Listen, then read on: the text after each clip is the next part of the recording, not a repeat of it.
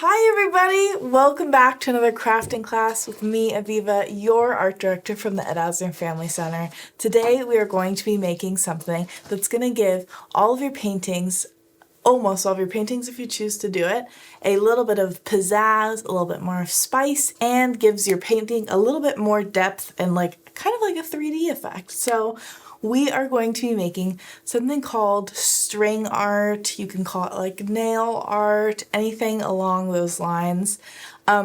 This project, you do have to be pretty careful with your hands, making sure that you're not hurting yourself because we are going to be using tools today. So tools are totally optional when it comes to making string art, because what we're going to be doing is making, using nails or push pins or anything that kind of makes like little posts throughout your painting, and then using string to make little lines and details throughout your painting. So it's very hard to explain, so just keep on watching and I'll show you what it's gonna look like, okay?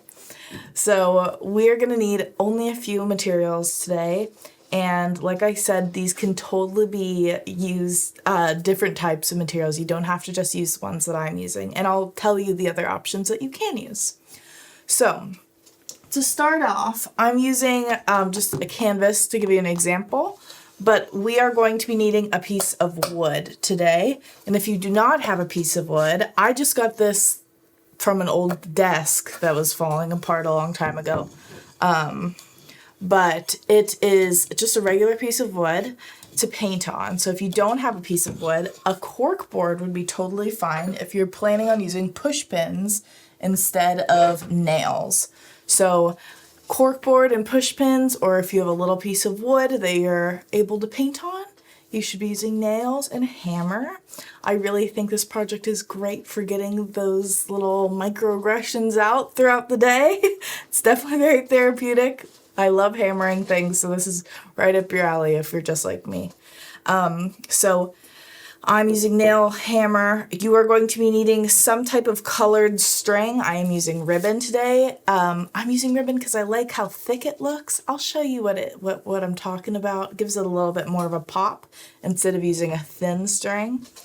And then you want to get some paint, which is totally optional. You could just keep it to string art, but I like having a little bit of a painting background underneath my nail art. And then finally, some paper, tape, and a Sharpie, and a pencil, okay? And that's going to be about it. I know I went a little bit fast, but we'll always make sure to make that the materials are down below, okay? So let's get into it, okay? Get a nice clear space. If you are hammering, make sure you're hammering on a sturdy table or outside on the grass, elevated, so you can have a nice direction to hammer, okay? Nice and sturdy spot, okay? So let's get into it, all right? Come on, let's craft. All right, so we are gonna start off with our little design that we're going to be using today. So really, when you're thinking about your design of what you wanna make, you are going to wanna think of very single-lined drawings. So you're gonna make something not super detailed, okay? You see I have only one curved line, lots of straight lines, and so we're doing a sunset today. Nice and easy. If this is your first time doing string/nail art, I suggest doing something a little bit more simple than this, maybe just a heart or letters. Writing out your name would be cool because most letters usually have nice straight and only slightly curved lines. So keep it simple, just try it out on a little piece of corkboard or wood first if you want to practice. So now that we've got our design kind of sketched out of what we want, we really want to start just kind of planning where we're going to put that. So I'm going to be using I guess I could use the back of my wood here because I already, for the sake of your ears, have nailed into this piece of wood. That's why it's a little elevated. I'll show you in a moment. But we've got our wood here. Hopefully you can see these are the edges. They kind of blend into our lovely wood table behind us, but that's okay. So this is going to be our base for our painting. And so what we're going to do is we're going to take a piece of paper. As you can see, I taped two together so it would fit. And so we're going to just make sure that that's sturdy on there by taking a piece of tape and just making sure that it's fully attached to our surface.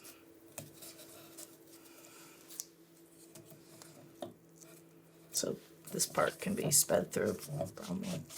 It's a quick time lapse.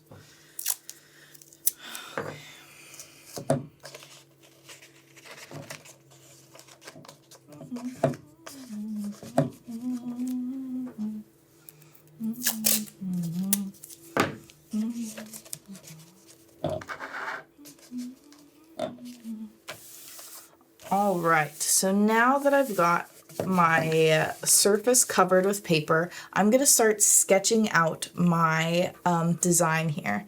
So as you can see, I have some straight lines and a curved sun and some lines. So I'm with my pencil, I'm going to just be sketching that out, feeling where the edges are just to make sure that it's kind of in the middle here.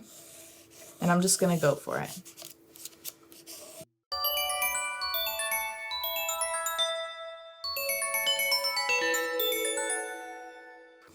All right, so we have a very rough sketch of how I want my nails to be placed. I mean, my basic sketch is now down on the paper, and now we're gonna do where we want our nails. We're gonna just kind of plan that out. So with my Sharpie now, I'm just gonna be putting little dots about like 2 inches, 3 inches apart from each other. Something around the lines of this. I'm just making little circles, and this is where you're going to be hammering in your nail. And so I'm just going to do this on all of my little spots here really quick.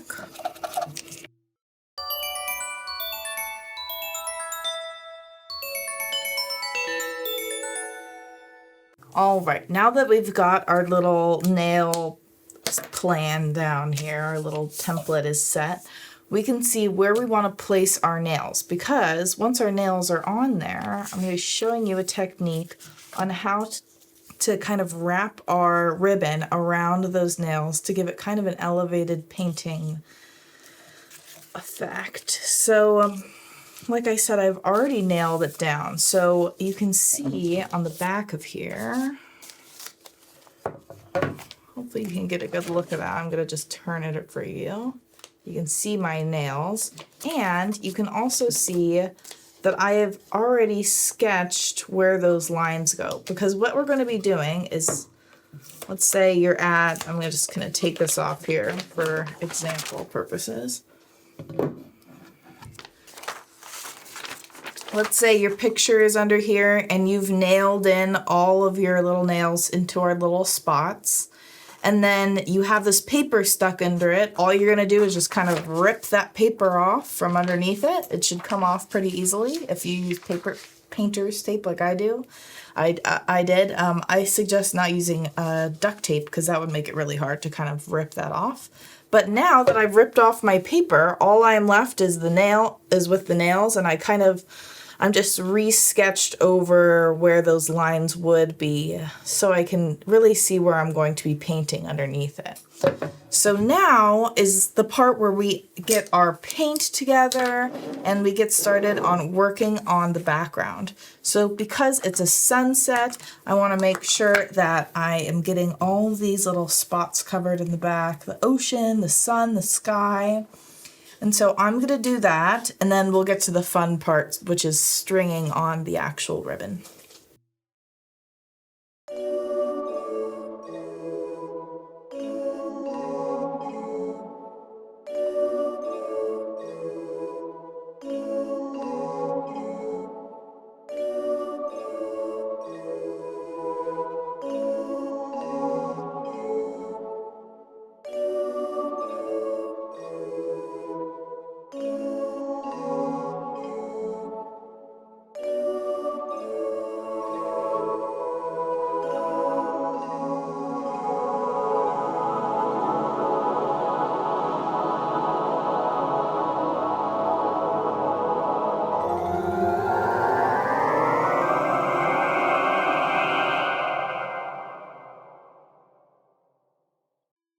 Alrighty, so here is my little sunset painting. It's not perfect whatsoever.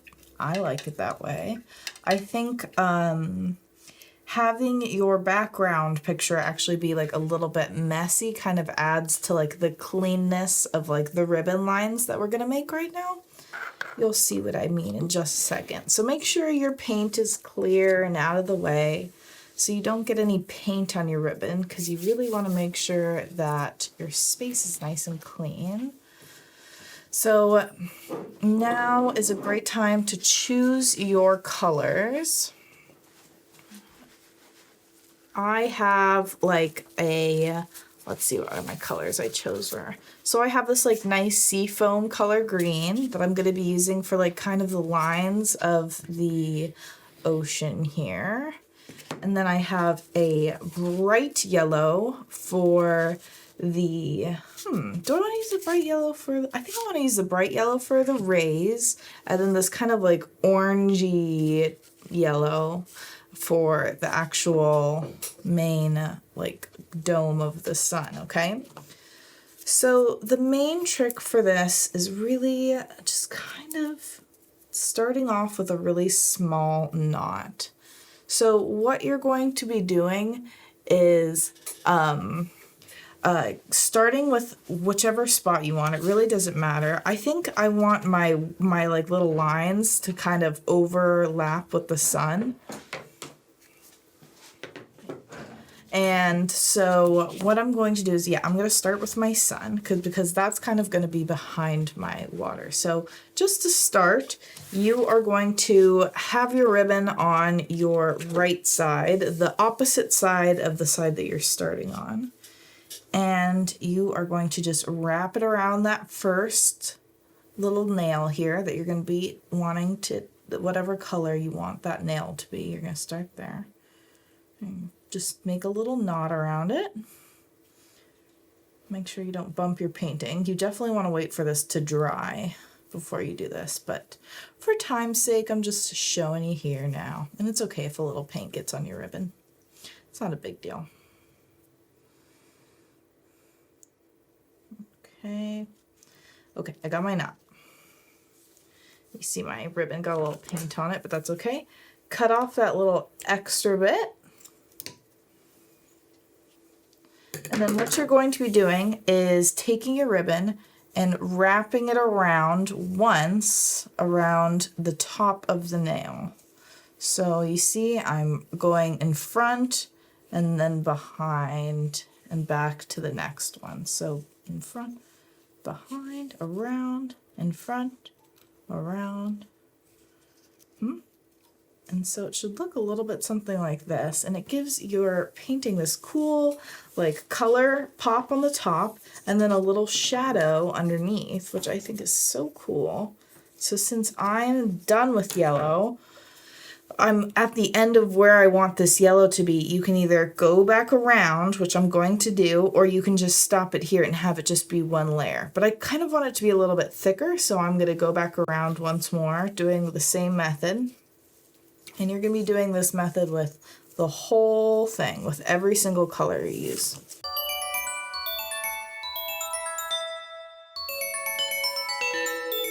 All right, and then to end it, what you're going to want to do is just make sure you're holding it, you want to make sure you're holding it tight or it will unravel. So I like putting my finger on top of the nail, cutting it about like an inch or so away from the nail. You're left with like this little piece. And this part is, I think, the only like really tricky part of this. You just got to tie a little knot at the end around your nail. If you need a little help, if you've got kind of larger fingers, this might be a little tricky. Get a friend or whoever you're with to help you make this little knot. There you go. And that's how you end your first layer of string. And so I think I'm going to just do a single layer for all of my other little nails here. And so I'll get back to you when I'm all the way through doing all of my colors.